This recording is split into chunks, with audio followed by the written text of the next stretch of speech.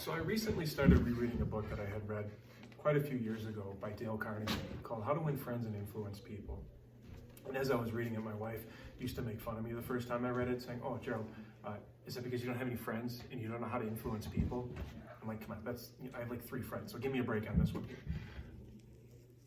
But it's about the science and art of human relations. And something that, quite frankly, I think in today's corporate and company culture, and just in society in general, is lacking so severely and could use just an incredible amount of improvement. And so as I was reading this book, it inspired me to want to do a video series.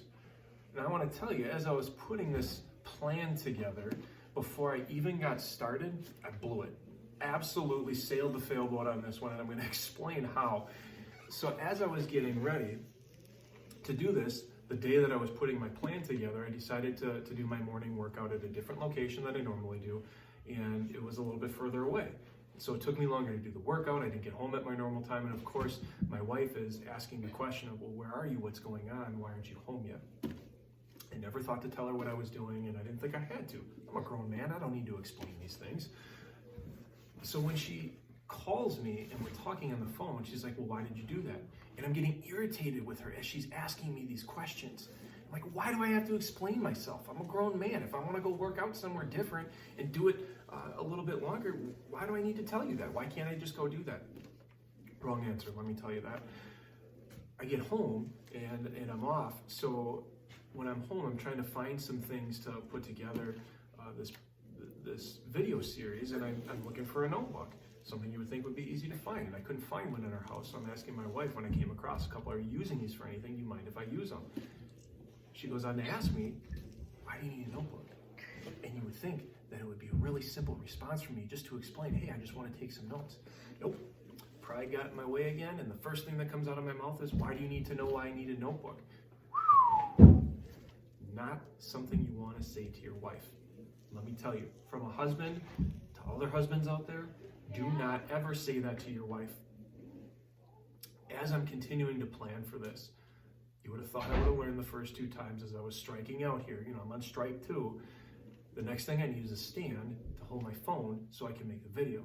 And I know that we have one in our studio that my wife owns. And so I ask her, "Is anyone using that? Do you mind if I go get that?" So she asked me again, "Why do you need the stand for?" Man, if I wasn't stupid enough to begin with the first 2 times, I did the same darn thing that I did before. Why do you need to know why I need the stand?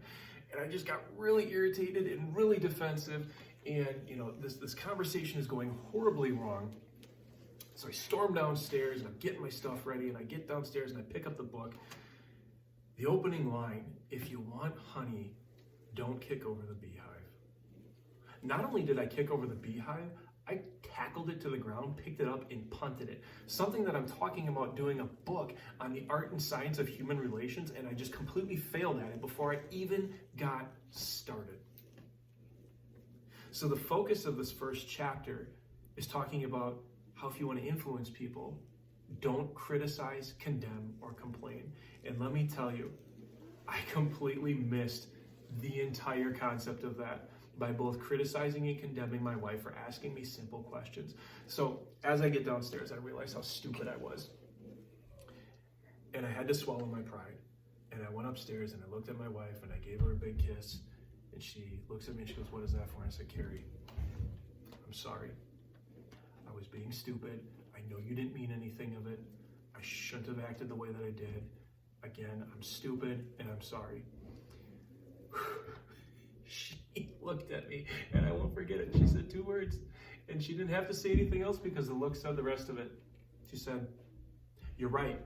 In that tone and with the look, that if you've ever gotten it, if you've ever been a husband or a father or a child, I guarantee if you've ever experienced this look from a woman, you know you screwed up and you were wrong. And that's exactly what happened. So these principles of not complaining, criticizing, or condemning isn't something that's a new concept. It's something that's been around for quite a while. And to illustrate the fact that this is a timeless principle that requires a serious sense of humility, I want to start by sharing a couple verses of scripture, and then I want to share a passage from the book that I was reading that helped to illustrate in a real time, real sense of how this is applicable in today's lifestyle. So from the book of Luke, chapter 6, verses 41 through 42, it says, "Why do you see the speck that's in your brother's eye, but do not notice the log that's in your own eye? How can you say to your brother, 'Brother, let me take out the speck that is in your eye,' when you yourself cannot see the log that is in your own eye?" So think about that for a second. Talking about taking the speck out of somebody else's eye when you're failing to see the log that's in your own eye, which means you're getting in your own way. You're causing your own problems because of your own sense of pride and failing to understand that maybe the problem isn't the other person. Maybe the problem is yourself, and you ought to look in the mirror for a second and understand that. Before you can go on to correct or criticize or give anybody else feedback or pointers, why can't you take a look in the mirror and realize your own mistakes and understand that maybe if those were corrected, the situation that you were trying to correct might be fixed on its own. So in this book, there's a series that as a father hit a little bit close to home because I've been guilty of this myself. And it's an article that was printed in here, not written by Dale Carnegie, but by someone else that they used in this book. And it's called Father Forgets by W. Livingston Martin. And so I just want to read it for a second here. "Listen, son. I'm saying this as you lie asleep. One little paw crumpled under your cheek and the blonde curls stickily wet, damp on your forehead. I have stolen into your room alone just a few minutes ago. As I sat reading my paper in the library, a stifling wave of remorse swept over me. Guiltily, I came to your bedside. There are things I was thinking, son. I had been cross to you. I scolded you as you were dressing for school because you gave your face merely a dab with a towel. I took you to task for not cleaning your shoes. I called out angrily when you threw some of your things on the floor. At breakfast, I found fault too. You spilled things. You gulped down your food. You put your elbows on the table. You spread butter too thick on your bread. And as you started off to play and I made for my train, you turned and waved a hand and called, 'Goodbye, Daddy.' And I frowned and said in reply, 'Hold your shoulders back.' Then it began all over again in the late afternoon. As I came up the road, I spied you, down on your knees, playing marbles. There were holes in your stockings. I humiliated you before your boyfriends by marching you ahead of me to the house. Stockings were expensive, and if you had to buy them, you'd be more careful. Imagine that, son, from a father. Do you remember later when I was reading in the library, how you came in timidly, with a sort of hurt look in your eyes? When I glanced up over my paper, impatient at the interruption, you hesitated at the door. 'What is it that you want?' I snapped. You said nothing, but ran across in one tempestuous plunge and threw your arms around my neck and kissed me, and your small arms tightened with an affection that God had set blooming in your heart, in which not even neglect could wither. And then you were gone, pattering up the stairs. Well, son, it was shortly afterwards that my paper slipped from my hands and a terrible, sickening fear came over me.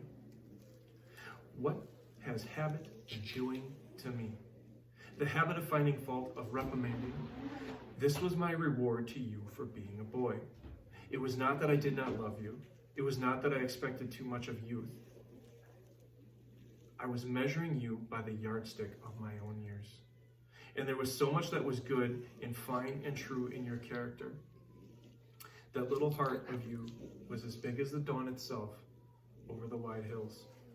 This was shown by your spontaneous impulse to rush in and kiss me goodnight. Nothing else matters tonight, son. I have come to your bedside in the darkness, and I have knelt there, ashamed. It is a feeble atonement. I know you would not understand these feelings if I told them to you during your waking hours. But tomorrow, I will be a real daddy. I will chum with you and suffer when you suffer, and laugh when you laugh. I will bite my tongue when impatient words come. I will keep saying as if it were a ritual, he is nothing but a boy, a little boy. I'm afraid I have visualized you as a man. Yet as I see you now, son, crumpled and weary in your cot, I see that you are still a baby. Yesterday you were in your mother's arms, your head on her shoulder. I have asked too much, too much. So think about this. How many times have we been put in this situation where it was so quick for us to criticize, condemn, reprimand, find fault in a situation, rather than stopping and taking a moment of perspective to realize that we were the ones that were in the wrong? I challenge you to keep this mentality and think about how you can apply this in your own lives. Thanks for listening. Stop back tomorrow.